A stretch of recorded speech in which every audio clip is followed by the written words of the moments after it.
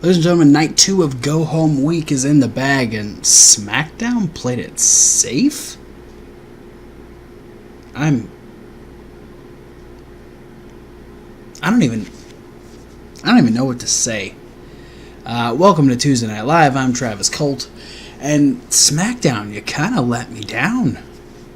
I don't appreciate it. 205 Live, still kicking ass, but Smackdown, you could have done better. So on SmackDown we opened up with a face-to-face where we had Charlotte, Becky Lynch, and we had Carmella out there all talking about the Triple Threat Women's title match for SmackDown at SummerSlam this Sunday. Each one kind of getting their own little bit to say.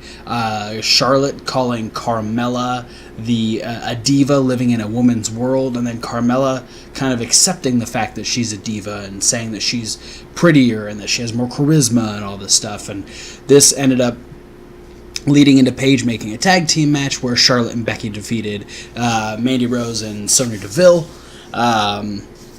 Becky and Charlotte still had a little bit of an awkward moment in the back when they realized that, next time we're in the ring together, we get to face each other for the title. So that happened. Bludgeon Brothers defeated the Triple Threat, which is another 3 jobbers. Over the course of SmackDown, we saw 3 parts of the Miz versus Daniel Bryan saga. There's stuff from the first season of NXT, and then the stuff while Daniel Bryan was a general manager, and then all the stuff that's happened since Daniel Bryan has been cleared just before WrestleMania. A really good build towards their match this Sunday. Probably one of the best hyped matches on the SmackDown side of things. AJ Styles was going to be in the ring at the end of the night, and Paige wanted to make sure that both he and Joe were in the mindset of keeping things civil, not putting the match in jeopardy. Joe's like, hey, you picked me because you like my unpredictability, so I'm not going to tell you what I have planned or what I don't have planned. You just have to wait and see. And AJ was just like, hey, you know what? I made a promise to my wife, so we'll see what happens. And so Paige is kind of freaking out at that point. Andrade San Almas defeated Aiden English, who was trying to, in battle, try and win back or fix things between him and Rusev and Lana. Didn't work out well for him as far as the match was concerned. And then Andrade and Zelina both had choice words for Rusev and Lana, both of which came out and said that this Sunday they will both crush them, and it'll be on Rusev Day. Jeff Hardy returned to action after being erased by Randy Orton a few weeks ago, defeating Shelton Benjamin. It was interesting. I mean, he looked all right. I actually kind of forgot Shelton Benjamin was on the roster because he hasn't been on TV in a while. He was kind of challenged by Shinsuke afterwards. Shinsuke coming down to the ring. Jeff Hardy having to turn around and stop a blindside attack from Shelton Benjamin. Shinsuke almost hitting a Kinshasa, but ends up getting a Twist of Fate and a Swanton instead. And while Jeff Hardy celebrates in the ring, Randy Orton lurks behind the SmackDown set and watches his prey. So I'm very interested to see where this goes as far as SummerSlam is concerned, since it's just Shinsuke versus Jeff Hardy. Very, very curious what Randy Orton's play in this whole segment is going to be. And then finally we had AJ Styles come out and talk about how, Joe, you went after me physically, and then you went after my heart, and then Joe. I get that they're trying to do the personal thing where it's like, we were best friends, and now things aren't as good as it used to be, and I don't think it works, and I don't think it needs to be that personal for these two. I mean, people are just going to enjoy the match, but then AJ goes on this whole thing talking about how, hey, Joe said all these things, but my wife came up to me and said, hey, you can't lose your cool. You gotta stay focused. You gotta make sure you win the championship. We support you, blah, blah, blah. And then Joe comes out with a letter and says that it's from a very important member of the WWE Universe. Goes through, reads it all. It's very much, I hope you win so AJ can go home and, you can be champion, blah, blah, blah. And then says it's from AJ's wife. And that's how SmackDown ended. And I was like, what the fuck? That doesn't make me excited for the match. That was dumb. Then on 205 Live, we had Lio Rush defeat Akira Tozawa in their rematch. So Akira Tozawa's now lost twice to Lio Rush. I was very, very surprised to see Tozawa lose this match. Drake, after the situation with Mustafa last week, has ruled him unable to compete for an undisclosed amount of time. He's not going to let Mustafa come back until he actually thinks that Mustafa is ready to come back. So, yeah, it was a rough fight with Hideo last week. And speaking of Hideo, he defeated, didn't get his name, but his indie name is Tracer X. He essentially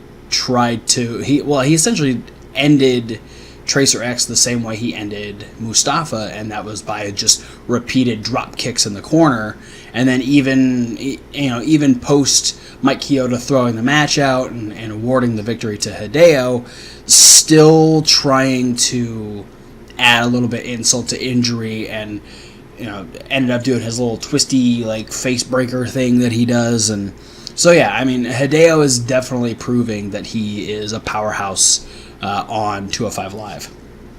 And speaking of powerhouses, Team Powerhouse, I guess is a good way to call them, Buddy Murphy and Tony Nese were talking to Drake.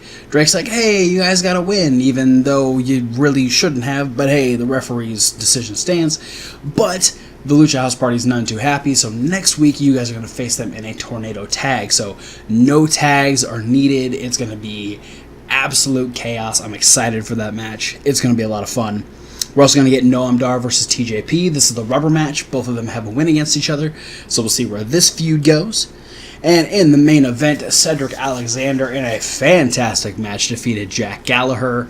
On his way up the ramp, though, he was attacked by the Brian Kendrick. He ended up taking a fight to both Kendrick and to Gallagher, taking them both out, but then was attacked from behind and locked in the Gulak by Drew Gulak. Drew Gulak standing tall at the end of 205 Live, really sending some words, sending a big message to the Cruiserweight Champion for their match this Sunday at SummerSlam. So with that being said, my like, love, and dislike for Tuesday Night Live this week. My like is the Rusev Day situation. This can go one of two ways, and I'll talk a little bit about it now. Either this Sunday, or maybe even next Tuesday, since they are on the pre-show, and they will probably be the middle match. It'll probably go tag titles, then it'll go mixed tag, then it'll go cruiserweights. They could do it this Sunday, but because it's the pre-show, they might not. So either Aiden English helps them defeat Zelina and Andrade, or Aiden turns on Rusev Day and joins Zelina and Andrade. I'm hoping it's the first. Because I've loved this whole breaking up kind of storyline. I feel like it's just trying to bring them back. It's officially moved Rusev and Lana. Well, Lana was already pretty much babyface, but Rusev is now really his promo felt babyface, so he's definitely in that role now. So I'm kind of hoping that it's starting to.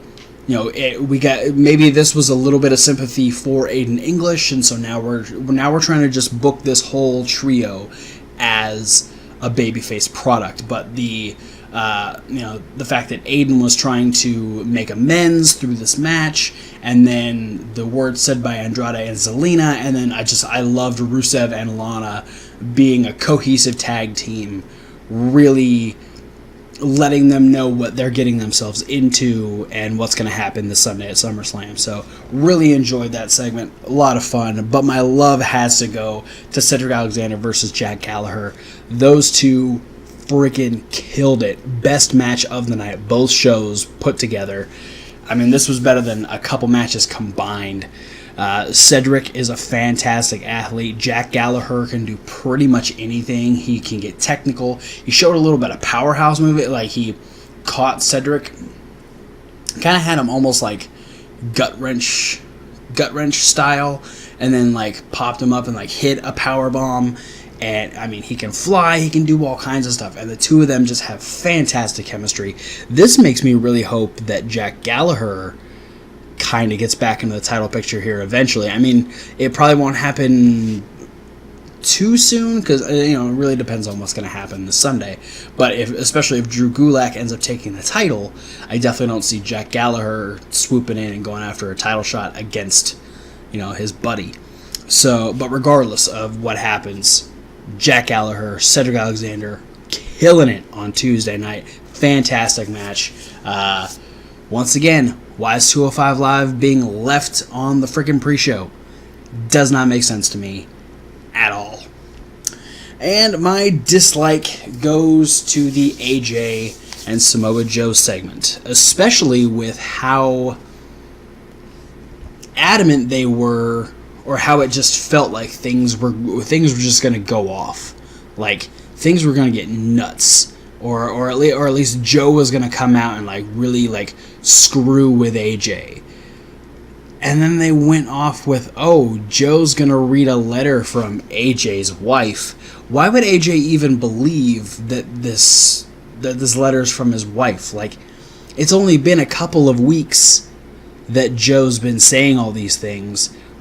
I don't understand how it's supposed to affect AJ to this level. I get bringing in the family, bringing in the idea of, you're not a good father, you're not a good husband because you focus so much on being champion.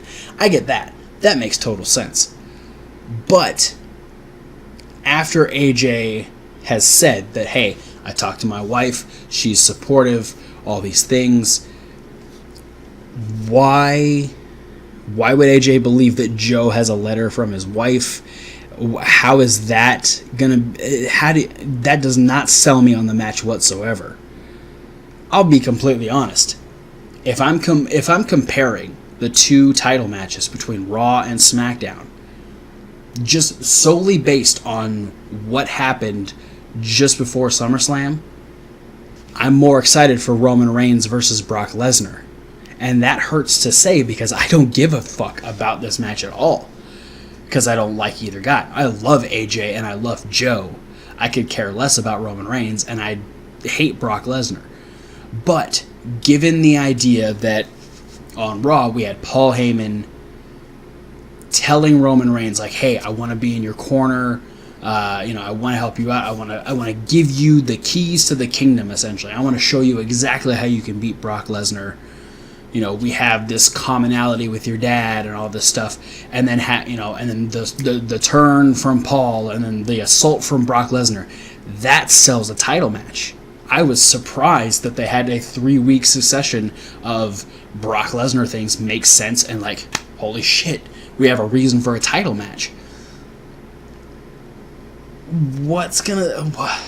Joe reading a letter and saying it's from AJ's wife.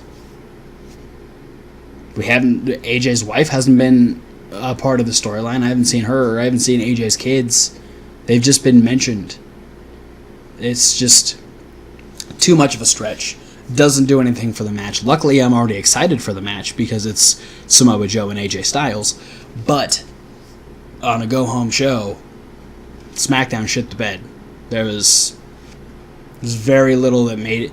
The only thing that SmackDown did that made me more excited for a match is the United States title match, because now I'm very interested to see what Randy Orton's part is going to be in, or is going to be, and what kind of shape is Jeff Hardy going to be in going against someone like Shinsuke. Other than that, SmackDown, not so great this week. But 205 Live, picking up a little bit of the slack. We still got Lucha Underground, and we have the Go Home NXT to NXT TakeOver Brooklyn 4. Excited for that. So look forward to that. But for now, guys, thanks for watching. Don't forget to like, comment, subscribe. Let us know what you liked, loved, and disliked about SmackDown and or 205 Live. We love to have a conversation. This is where fans talk wrestling. Let's talk wrestling. Let us know what you liked. Follow us on all the different social medias. Check out our podcast where you can get this review and all of our regular reviews in podcast form. And there's also Reasonable Wrestling Fans. It's Reasonable with a W. Like Wrestling, where we have the list of Kevin Hogg. We have Question of the Week with Thomas Wolfe. We have unboxing videos. We should be having one next week. Should be soon. You'll find out. Subscribe to Reasonable Wrestling Fans. You'll find out. There's also punishment videos and other videos that are loosely based around wrestling. But for now, guys, thanks for watching, and we'll see you at whatever video you decide to watch next.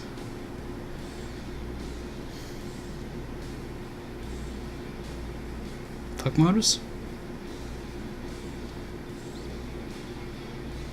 Disappointed in you, Smackdown.